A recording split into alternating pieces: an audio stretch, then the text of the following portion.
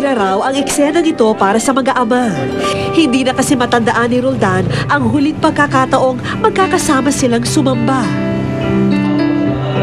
Ngunit laking pagtataka ni Roldan dahil ang kaibigan niyang pastor ang nagsasalita sa harapan.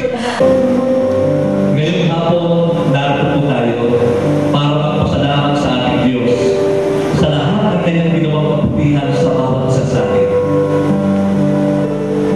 Higit sa lahat, sa isang kaibigan natin na hindi bumitaw sa kanyang pananampalataya at sa kanyang paglilingkod. At laking pagtataka ni Roldan kung para kanino ang espesyal na panalangin.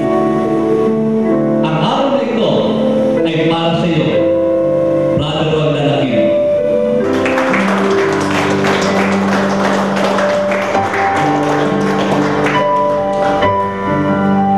Nang bumungad ang isang pamilyar na bersikulo sa harapan ni Roldan, For God so loved the world that He gave His only begotten Son, that whoever believes in Him shall not perish, but have eternal life.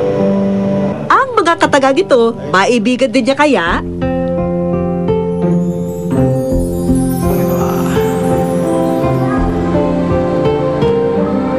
Yung wish ko lang kasi napapanood ko yun. Basta tumutulong sila kahit hindi sobrang hirap ng tao. Basta kailangan ng tulong.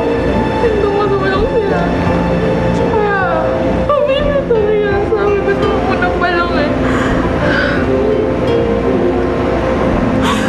Kaya thank you talaga. Thank you. Maraming sasabi sa akin na lumabas sa wish ko lang. Hindi ako ayoko. Ang mga nasa wish ko lang talagang hindi na nakapagtatrabaho yun. May nabaldado, parang wala nang pag-asa sa buhay. Ito naman si Patricia, sinabi rin sa akin, wish ko lang yan. Hindi. Ayokong lumabas sa wish ko lang. Ayokong malagay sa tao akong ganitong kalagayan. Pero Ang wish ko lang po hindi lang po tungkol po sa mga nabaldado. Kaya nabuo po ang wish ko lang ay para sa mga tao nakaka-inspire ng buhay ng ibang tao.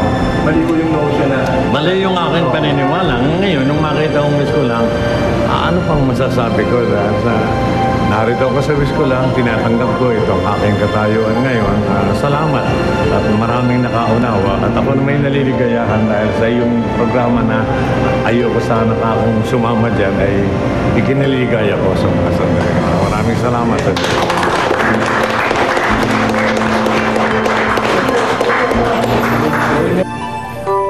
Sa kabilang silid ang tuloy ng mga ama. Kung ang pang-araw-araw na ihahain sa hapag ay madalas na problema, matutulog ka na yun. Sana huwag ipamigay ng mga anak ko ito sa kaibigan nila. wala pamimigay Pamimigay, At kung medyo matagal-tagal nang hindi nakakatanggap ng cheque si Roldan para gamitin sa anak, hayaan yung kami na muna ang pagpauna pagdating dito. Magkakaroon na ako ng LPG. Mababayaran ko ang tubig na malapit ng putulin. At mabibigyan ko pa ang may-ari ng bahay na pinalalayan lang. Maraming salamat sa GMA. Maraming salamat sa Vista. Isang video audition din ang inihanda namin para malaman kung anong role ang babagay sa ngayon kay Roldan. Sa katunayan, naghihintay na ang mga handler at project manager sa aming opisina para makita si Roldan. Salamat. At magkakaroon ako sa GMA Television. Thank you.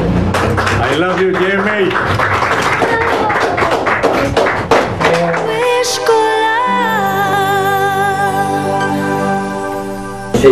Bago tumuloy sa audition, isang sorpresa pa ang nag-aabang sa mga ama. Dasalan namin na handa na si Roldan para rito.